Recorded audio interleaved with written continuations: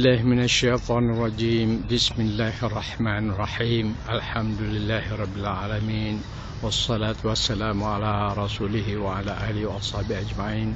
Alhamdulillah wa syukurillah. Mudah-mudahan dalam pertemuan ini memberi manfaat kepada kita dunia dan akhirat. Marilah kita sama-sama membetulkan niat kita bahawa kehidupan kita ini sebenarnya adalah untuk membuktikan bahawa kita adalah sebenar-benarnya hamba kepada Allah. Hamba Allah dalam arti kata mentaati, mematuhi segala titah perintah Allah Subhanahu wa taala. Melaksanakan segala titah perintahnya dengan kefahaman yang benar, dengan ilmu yang benar, dan melaksanakan segala suruhan-suruhan dan menjauhi segala larangan-larangan demi untuk mencari keredaan Allah, kesukaan Allah, supaya Allah kasih kepada kita dan supaya Allah tidak benci kepada kita. Kerana jika Allah mengasihi kita, maka Allah akan menjaga kita, memberi hidayat kepada kita, memelihara kita, dan menambah nikmat yang sedia ada pada kita. Itulah yang kita doakan, itu yang kita harapkan. Dan kita menjauhi segala kemungkaran, menjauhi segala yang dilarang oleh Allah Subhanahu wa taala. Kerana kita ingin menjauhi apa yang dibenci oleh Allah Subhanahu wa taala. Semua perkara yang kita hendak laksanakan, sama ada yang disuruh maupun yang dilarang, sama ada yang digalakkan ataupun yang Allah tidak menyukainya, semua itu memerlukan ilmu. Dan ilmu yang hak, ilmu yang benar itu kita perolehi daripada sumber yang benar, sumber yang muktabar.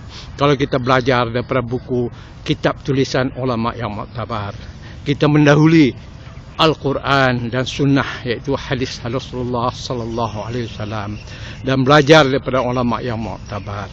Ini untuk mendapatkan fakta yang benar, mendapatkan ilmu yang benar, dan daripada ilmu yang benar inilah membolehkan kita mengetahui kedudukan satu-satu amalan itu, dan mulakanlah amalan itu yang baik yang telah kita ketahui.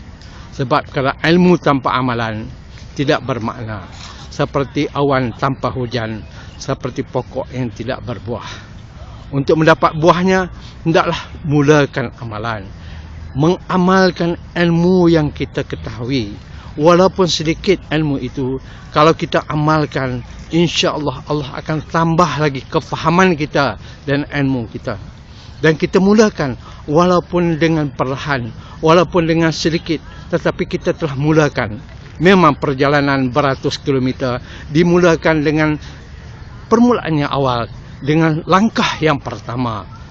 Daripada situlah akan berlakunya satu perjalanan.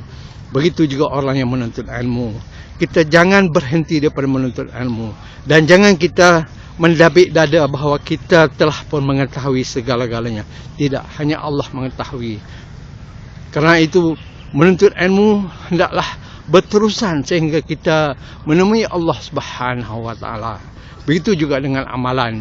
Kita terus beramal dengan amalan yang kita ketahui untuk mendapatkan keredaan Allah Subhanahu wa taala.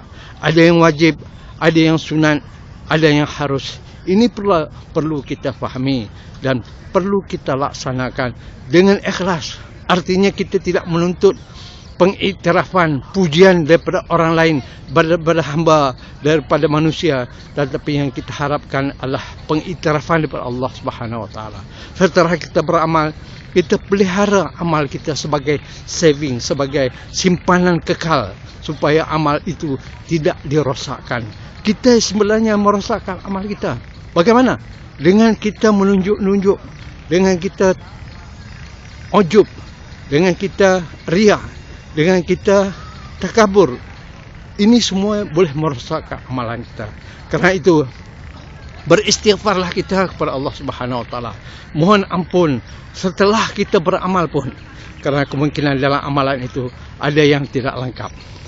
Wallahu a'lam bishawab. Mudah-mudahan kita dapat beramal dengan amalan yang baik dan berterusan sehinggalah kita menemui Allah Subhanahu wa taala. Mudah-mudahan dengan husnul khatimah, penamat hidup dengan cara yang baik insyaallah. Assalamualaikum warahmatullahi